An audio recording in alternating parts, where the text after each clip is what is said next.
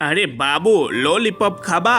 আরে এই চান্দু মাথার লোকের তো মতিগতি ভালো না, বাচ্চাটাকে নিয়ে দৌড় দিল। আরে না, আমাকে পিছনে যেতেই হবে ওর। আরে দাঁড়া দাঁড়া বেটা, আমি তো ওর সঙ্গে দৌড়িয়ে পারলাম না, তাহলে আমাকে বিকল্প রাস্তা দিয়ে যেতে হবে।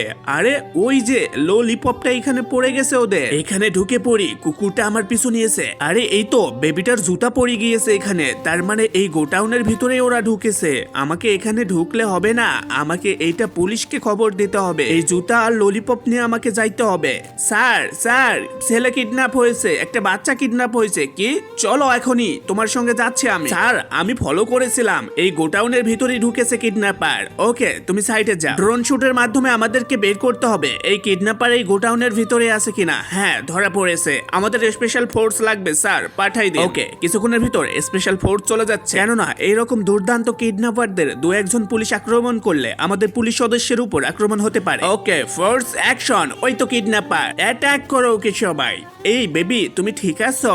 হ্যাঁ আঙ্কেল আমি ঠিক আছে। তোমাকে আমরা খুব অক্ষতভাবে একমাত্র উদ্ধার করতে পেরেছি এই ডগিটার জন্য।